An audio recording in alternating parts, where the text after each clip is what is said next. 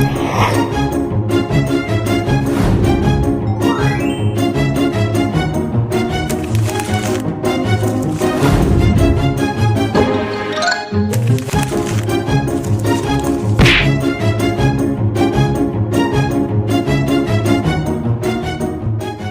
bismillahirrahmanirrahim. Assalamualaikum warahmatullahi wabarakatuh. Salam sejahtera bagi kita semua. Yang saya hormati kepada dosen pengampu mata kuliah hubungan industrial, dan saya juga banggakan kepada teman-teman yang telah menonton video kami kali ini. Pada kesempatan kali ini, kami dari kelompok 5 akan membahas materi yang berjudul konsep dan teori kesehatan dan keselamatan kerja. Kami juga terdiri dari 12 anggota, yang dimana 12 anggota ini akan siap membahas materi yang kami sudah siapkan. Untuk itu, langsung saja kita memulai hasil diskusi ini. Saya mohon kepada teman-teman yang telah menonton video ini, mohon perhatiannya. Untuk pemateri pertama, saya mempersilakan. Terima kasih. Assalamualaikum warahmatullahi wabarakatuh. Ini saya akan mempresentasikan materi tentang keselamatan dan kesehatan kerja atau biasa disebut K3. Kondisi keselamatan dan kesehatan kerja atau bisa disebut K3, perusahaan di Indonesia secara umum diperkirakan termaksud rendah. Pada tahun 2005, Indonesia menempati posisi yang buruk jauh di bawah Singapura, Malaysia, Filipina, dan Thailand. Kondisi tersebut mencerminkan kesepian daya saing perusahaan Indonesia di dunia internasional masih sangat rendah. Indonesia akan sangat sulit menghadapi pasar global karena mengalami ketidakefisiensi pemanfaatan tenaga kerja atau produktivitas kerja yang rendah. Padahal, kemajuan perusahaan sangat ditentukan peranan mutu tenaga kerjanya. Keselamatan kerja telah menjadi perhatian di kalangan pemerintah dan bisnis sejak lama. Faktor keselamatan kerja menjadi penting karena sangat terkait dengan kinerja karyawan dan pada giliran pada kinerja perusahaan. Semakin terjadinya fasilitas keselamatan kerja, semakin sedikit kemungkinan terjadinya kecelakaan kerja. Berikut ada konsep dan teori K3. Kesehatan dan keselamatan kerja K3 adalah suatu sistem program yang dibuat bagi pekerja maupun pengusaha sebagai upaya pencegah atau preventif timbulnya kecelakaan kerja dan penyakit akibat hubungan kerja dalam lingkungan kerja dengan cara mengenali hal-hal yang berpotensi menimbulkan kecelakaan kerja dan penyakit akibat hubungan kerja, dan tindakan antisipatif bila terjadi hal demikian. Jadi, K3 merupakan segala bentuk kegiatan yang dipraktikkan perusahaan atau pabrik agar dapat menjamin keselamatan tenaga kerja, sehingga pegawai terhindar dari risiko kecelakaan saat bekerja atau sakit yang diakibatkan aktivitas kerja. Sekian dari saya kembalikan kepada pemateri berikutnya. Baik, materi selanjutnya mengenai dasar huruf Undang-Undang Keselamatan Kerja yang digunakan untuk mencegah terjadinya kecelakaan kerja, menjamin suatu proses produksi berjalan teratur dan sesuai rencana, dan mengatur agar proses produksi tidak merugikan semua pihak. Undang-Undang Keselamatan Kerja yang berlaku di Indonesia sekarang adalah Undang-Undang Keselamatan Kerja atau UU KK nomor 1 tahun 1970. Undang-undang ini merupakan undang-undang pokok yang memuat aturan-aturan dasar atau ketentuan-ketentuan umum tentang keselamatan kerja di segala macam tempat kerja yang berada di wilayah kekuasaan hukum NKRI. Dasar hukum Undang-Undang nomor 1 tahun 1970 adalah Undang-Undang Dasar 1945 pasal 27 ayat 2 dan Undang-Undang nomor 14 tahun 1969 pasal 27 ayat 2 menyatakan bahwa tiap-tiap warga negara berhak atas pekerjaan dan penghidupan yang layak bagi kemanusiaan. Ini berarti setiap warga negara berhak hidup layak dengan pekerjaan yang upahnya cukup dan tidak menimbulkan kecelakaan atau penyakit. Undang-Undang nomor 14 tahun 1969 menyebutkan bahwa tenaga kerja merupakan modal utama serta pelaksana dari pembangunan.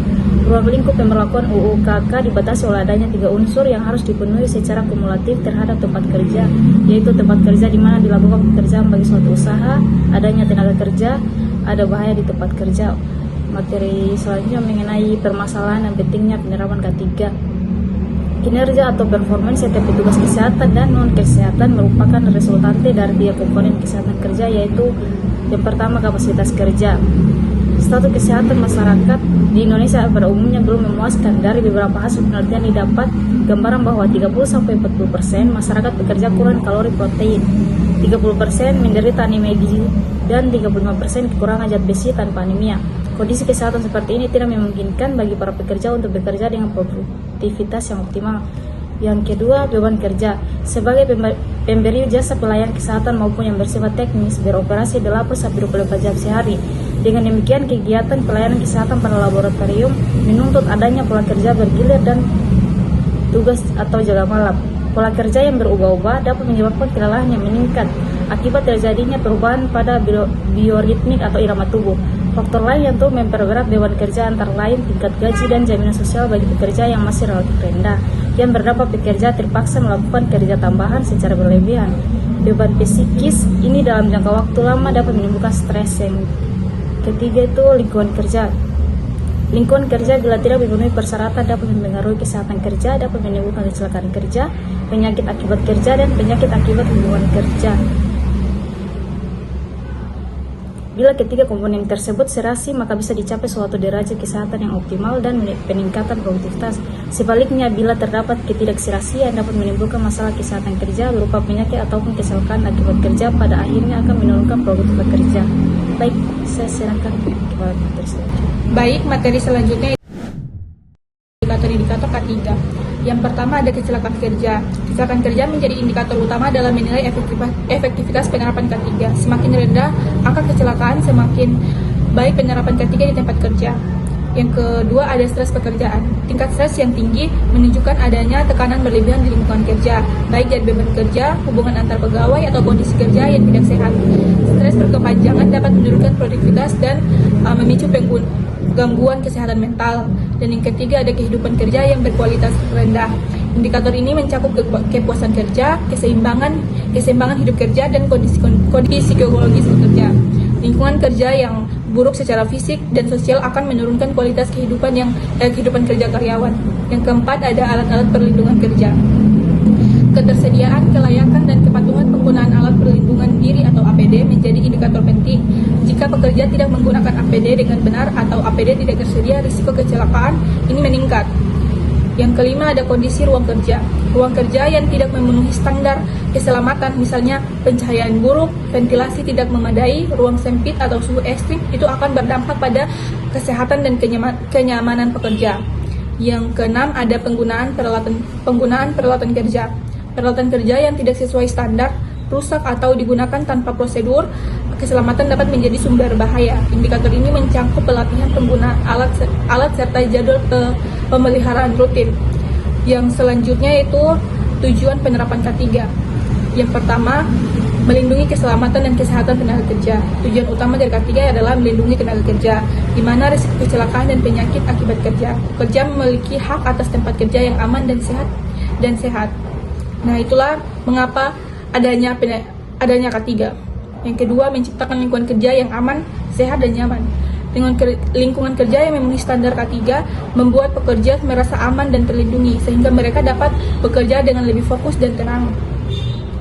Yang ketiga ada meningkatkan produktivitas dan efisiensi kerja. Karyawan yang merasa aman dan sehat akan bekerja dengan lebih baik, jarang sakit, dan minim absen. Hal ini berdampak langsung pada produktivitas dan efisiensi kerja. Dan berikutnya ada mencegah dan mengurangi kerugian akibat kecelakaan dan penyakit kerja. Kecelakaan kerja dan penyakit akibat kerja dapat menyebabkan kerugian besar seperti biaya pengobatan, kerusakan alat, waktu kerja hilang, hingga tuntutan hukum. Dengan menerapkan K3 secara efektif, perusahaan dapat mengurangi risiko kerugian tersebut dan menjaga kelangsungan operasional. Dan yang terakhir ada meningkatkan citra dan reputasi perusahaan.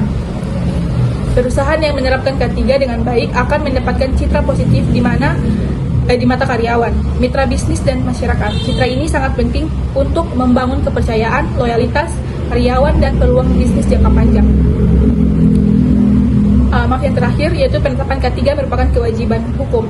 Di Indonesia, hal ini diatur dalam Undang-Undang Nomor 1 Tahun 1970 tentang Keselamatan Kerja, serta berbagai peraturan turunannya. Dengan memenuhi regulasi ini, perusahaan terhindar dari sanksi hukum, denda, dan penghentian operasional. Mungkin itu saja dari saya. Selanjutnya, teknik penyerapan program K3. Beberapa poin. Yang pertama itu identifikasi bahaya dan penilaian risiko. Teknik ini digunakan untuk mengenali potensi bahaya di tempat kerja dan menilai tingkat risiko yang ditimbulnya. Yang kedua itu penerapan prosedur operasional Standar atau SOP, setiap aktivitas kerja harus memiliki prosedur kerja yang jelas dan aman.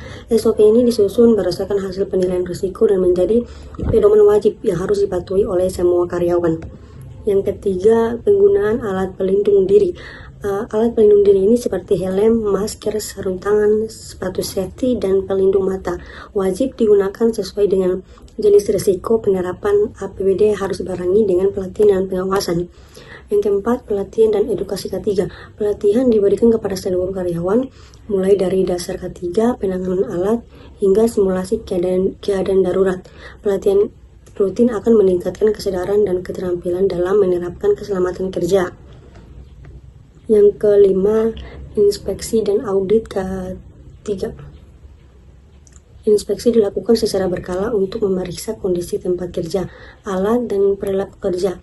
Audit K3 dilakukan untuk menilai kepatuhan terhadap peraturan dan efektivitas sistem manajemen K3. Yang keenam, pelaporan dan investigasi insiden. Setiap kejadian kecelakaan, hampir celaka, atau kondisi tidak aman harus dilaporkan dan diselidiki. Hasil investigasi digunakan untuk mencegah kejadian serupa di masa depan. Yang ketujuh, perencanaan dan simulasi keadaan darurat. Perusahaan harus memiliki prosedur tanggap darurat seperti kebakaran, kebocoran bahan kimia, atau gempa bumi. Simulasi ini dilakukan secara berkala agar pekerja tahu cara menyelamatkan diri dan menolong rekan kerja. Yang ke-8, penerapan sistem manajemen K3 atau SMK3. SMK3 ini adalah sistem terintegrasi berdasarkan Permenaker nomor 5 tahun 2021 yang mengatur kebijakan perencanaan, pelaksanaan, evaluasi, dan peningkatan berkelanjutan dalam aspek keselamatan dan kesehatan kerja. Baik, studi kasus kali ini sesuai dengan konsep dan teori. Studi kasus kali ini membahas tentang PT Antam. PT Antam adalah unit bisnis pertambangan nikel Maluku Utara yang beroperasi di Pulau G dan Tanjung Buli yang bertepatan di Halmahera Timur. Menghadapi tantangan besar dalam menjaga keselamatan dan kesehatan kerja di lingkungan pertambangan terbuka dengan medan kerja yang berat dan penggunaan alat besar secara insentif. Resiko kecelakaan sangat tinggi. Pada awal tahun 2023 terjadi beberapa insiden kerja yang menunjukkan lemahnya penerapan SOB dan kurangnya penggunaan alat pelindung diri atau APD. Salah satunya adalah kecelakaan kendaraan tambang yang menyebabkan cedera serius pada operator alat berat. Sebagai responden terhadap kejadian tersebut, manajemen PT Antam memperkuat implementasi sistem manajemen keselamatan dan kesehatan kerja. Sesuai Permenaker nomor 5 tahun 2021, program peningkatan K3 dilakukan dengan mendekatkan pelatihan rutin, sertifikasi peralatan, peningkatan pengawasan, penggunaan APD, dan internal rutin dilakukan secara berkala. Hasilnya, dalam 6 bulan terjadi penurunan angka kecelakaan kerja hingga 70%. Dan terciptanya budaya kerja yang lebih disiplin dan sadar keselamatan. Studi ini menunjukkan bahwa penerapan K3 yang terintegrasi dan berkelanjutan sangat penting dalam industri pertambangan beresiko tinggi seperti di Maluku Utara pada sekarang ini. Baik, itulah hasil paparan materi dari kelompok kami. Sebelum kami akhiri video ini, izinkan saya menyimpulkan terkait judul tersebut.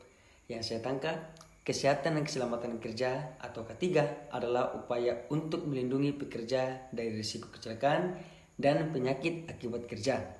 Guna menciptakan lingkungan kerja yang aman, sehat, dan produktif, konsep K3 mencakup identifikasi bahaya, penilaian risiko, serta pengendalian untuk mencegah cedera dan gangguan kesehatan. Itulah yang bisa saya simpulkan. Jika ada pertanyaan, saran, atau tanggapan terkait video kami, silakan tinggalkan di kolom komentar. Sekian dari kelompok kami mohon maaf apabila salah kata. Wabillahi taufiq wal hidayah. Wassalamualaikum warahmatullahi wabarakatuh.